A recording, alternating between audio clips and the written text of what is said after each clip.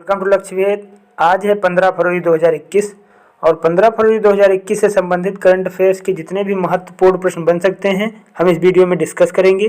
प्रश्नों से संबंधित महत्वपूर्ण तथ्य विद मैप आपको दिखाया जाएगा। यदि अभी तक आपने इस चैनल को लाइक और सब्सक्राइब नहीं किया है तो लाइक सब्सक्राइब कर दें।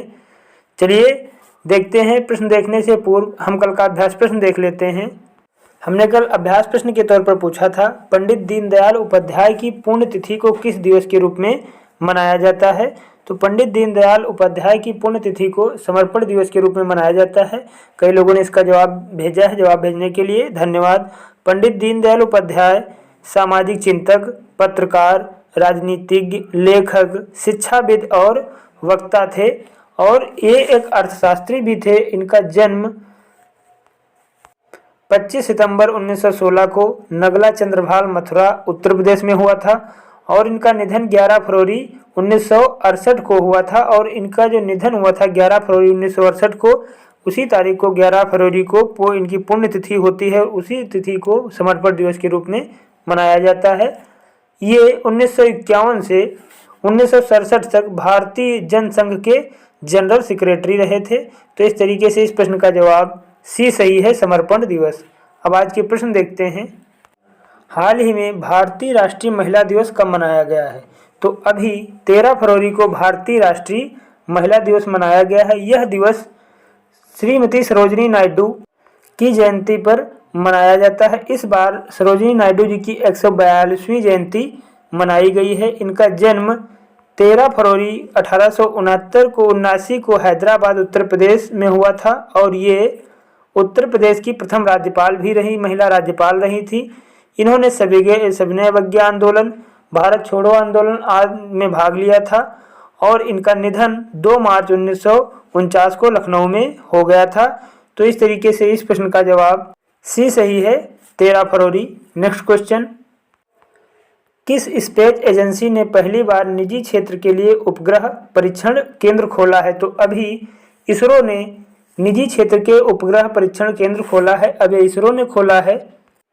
इसरो यानी Indian space and research organisation. ISRO की स्थापना 15 अगस्त 1969 को हुई थी और इसका मुख्यालय बेंगलुरु में है। इसके अध्यक्ष के सिवान है और इसी ने भी, इसरो ने ही अभी पहली बार निजी क्षेत्र के लिए उपग्रह परीक्षण केंद्र खोला है। तो इस तरीके से इस प्रश्न का जवाब ए सही है, इसरो। नेक्स्ट क्वेश्चन देखते हैं।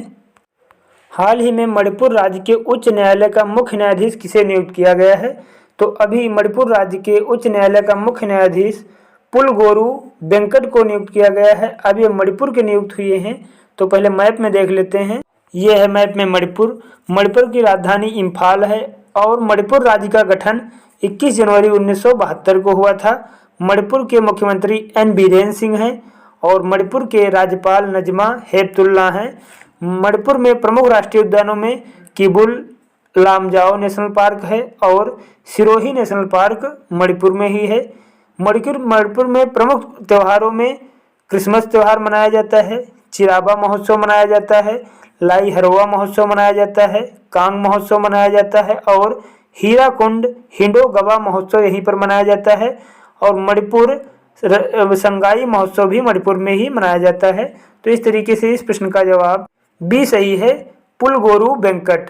नेक्स्ट क्वेश्चन, हाल ही में 93वें ऑस्कर पुरस्कारों के लिए किस भारतीय फिल्म को चयनित किया गया है।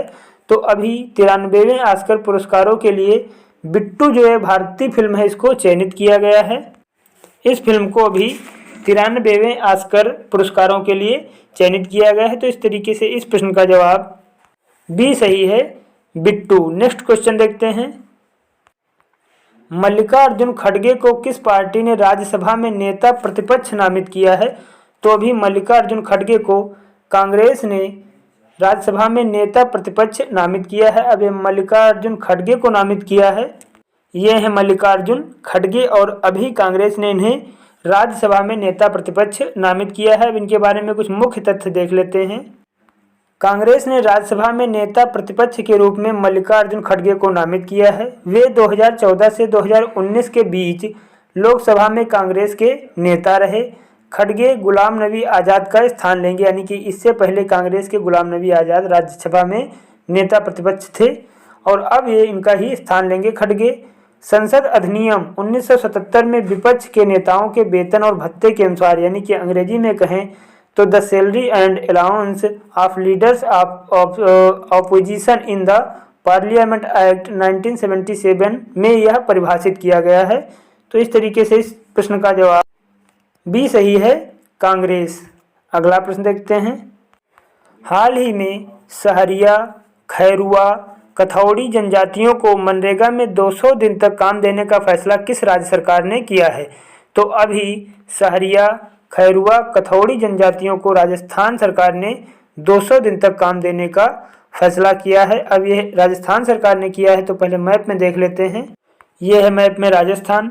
राजस्थान की राजधानी जयपुर है और राजस्थान राज्य का गठन 1 नवंबर 1956 को हुआ था। राजस्थान के मुख्यमंत्री अशोक गहलोत हैं।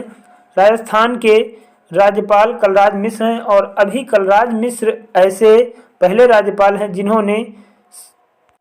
जिन्होंने राजस्थान की विधानसभा के 6ठे सत्र में औपचारिक अभिभाषण से पहले संविधान की प्रस्तावना एवं मूल कर्तव्यों को पढ़ा था और यह इतिहास में पहली बार है जब ऐसा किसी राज्यपाल ने पढ़ा। राज्यपाल ने संसद में संविधान की प्रस्तावना मूल कर्तव्यों को पढ़ करके इतिहास में पहली बार हुआ है। अब इसके बारे में देख लेते हैं। राजस्थान के प्रमुख राष्ट्रीय उद्यानों में रणथंभौर राष्ट्रीय उद्यान है, केवलादेव राष्ट्रीय उद्यान है, सरिस्का, दर्राह, मुकुंदरा हिल्स राष्ट्रीय उद्यान है और मरुभूमि राष्ट्रीय उद्यान यहीं पर है। इसके अलावा यहाँ के प्रमुख अभ्यारण्य में सीता माता अभ्यारण्य है, माउंट आबू वन्यजीव अभ्यारण्य राजस्थान में ही है। तो इस तरीके से इस प्रश्न का जवाब सी सही है, राजस्थान। नेक्स्ट क्वेश्चन, मांडू उत्सव का आयोजन कहाँ किया जा रहा है? तो अभी मध्य प्रदेश में मांडू उत्सव का आयोजन किया जा रहा है। अभी मध्य प्रदेश में किया जा रहा है, तो पहले मैप में देखते हैं। यह है मैप में मध्य प्रदेश।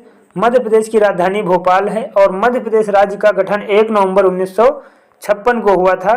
मध्य प्रदेश के मुख्यमंत्री शिवराज सिंह चौहान हैं। मध्य प्रदेश के राज्यपाल आनंदीबेन पटेल हैं और आनंदीबेन पटेल मध्य प्रदेश और उत्तर प्रदेश दोनों राज्यों की राज्यपाल हैं। मध्य प्रदेश के प्रमुख नेशनल पार्क में कान्हा, पन्ना, सतपुड़ा, बांधवगढ़, माधव, पेंच, संजय और ओंकारेश्वर राष्ट्रीय उद्यान यानी कि नेशनल पार्क मध्य प्रदेश में ही है। मध्य प्रदेश के मांडू में 3 दिवसीय मांडू उत्सव का आयोजन किया जा रहा है। यह उत्सव 13 से 15 फरवरी तक चलेगा। इस उत्सव की थीम है खोजने में खो जाओ। मांडू उत्सव का मकसद वहां के प्राचीन इतिहास और स्थानीय संस्कृति से पर्यटकों को रूबरू करना और समृद्ध पर्यटक स्थल को पहचान करना है। तो इस तरीके से इस प्रश्न का जवाब ए सही है, मध्य प्रदेश। नेक्स्ट क्वेश्चन, हाल ही में DRDO यानी कि defence research and development organisation ने किस युद्धक टैंक को तैयार किया है? तो अभी DRDO ने अर्जुन मार्क 1A नामक युद्धक टैंक को तैयार किया है। अब ये DRDO ने तैयार किया है।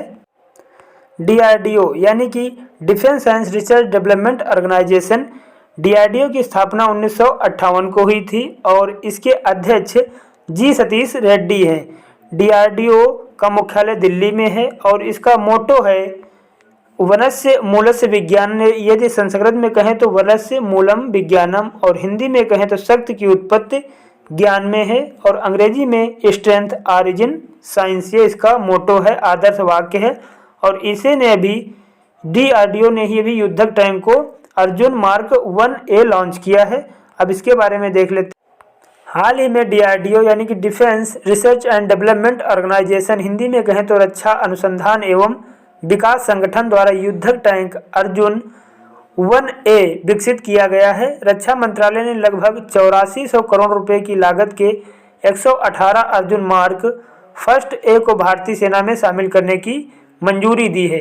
तो इस तरीके से इस प्रश्न का जवाब ए सही है, Arjun mark first A. Next question देखते हैं, मारियो ड्रागी किस देश के प्रधानमंत्री बने हैं? तो अभी मारियो ड्रागी इटली के प्रधानमंत्री बने हैं। अब ये इटली के प्रधानमंत्री मारियो ड्रागी बने हैं, तो पहले इमेज में देख लेते हैं। ये है मारियो ड्रागी और यही अभी इटली के प्रधानमंत्री बने हैं। अब इटली के बने हैं तो पहले मैप में देख लेते हैं इटली को। यह है मैप में इटली। इटली की राजधानी है रोम और इटली की मुद्रा है यूरो। इटली के राष्ट्रपति हैं सर्जियो मतरेला और यहाँ के प्रधानमंत्री तो अब यही बन गए हैं मारियो ड्रॉगी।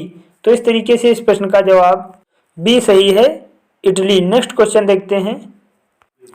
हाल ही में किस भारतीय मूल की महिला ने संयुक्त राष्ट्र के महासचिव के पद के लिए दावेदारी की है? तो अभी आकांक्षा अरोड़ा ने संयुक्त राष्ट्र के महासचिव पद के लिए दावेदारी की है। अब आकांक्षा अरोड़ा ने की है, पहले इमेज में देख लेते हैं। ये हैं आकांक्षा अरोड़ा और इन्होंने ही अभी संयुक्त राष्ट्र के महासचिव के पद के लिए दावेदारी की है। अब इनके बारे में कुछ मुख्य तथ्य देख लेते हैं।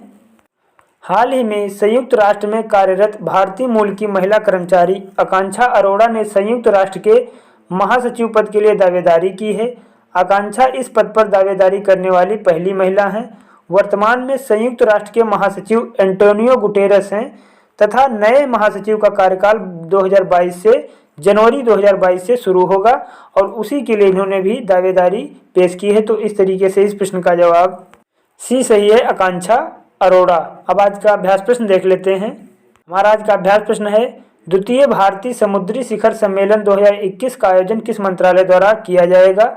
ऑप्शन दिए हुए हैं, रक्षा मंत्रालय, विज्ञान एवं प्रौद्योगिकी मंत्रालय या फिर पत्तन पोत परिवहन और जलमार्ग मंत्रालय या इनमें से कोई नहीं। तो इस प्रश्न का जवाब आप कमेंट बॉक्स में लिखना ना भूलें। यदि आपको इस वीडियो में कोई डाउट है, कोई कन्फ्यूजन है तो निसंकोच आप अपनी समस्या को कमेंट बॉक्स में लिखिए, आपके प्रश्न का जवाब दिया जाएगा। यदि ये वीडियो आपको अच्छा लगा हो, सहायक लगा हो तो आप इस वीडियो को लाइक, शेयर और सब्सक्राइब जरूर करें। फिर मिलते हैं अगले वीडियो में अगले दिन। तब तक के लिए आप लोग अपना ख्याल रखिए। धन्यवाद।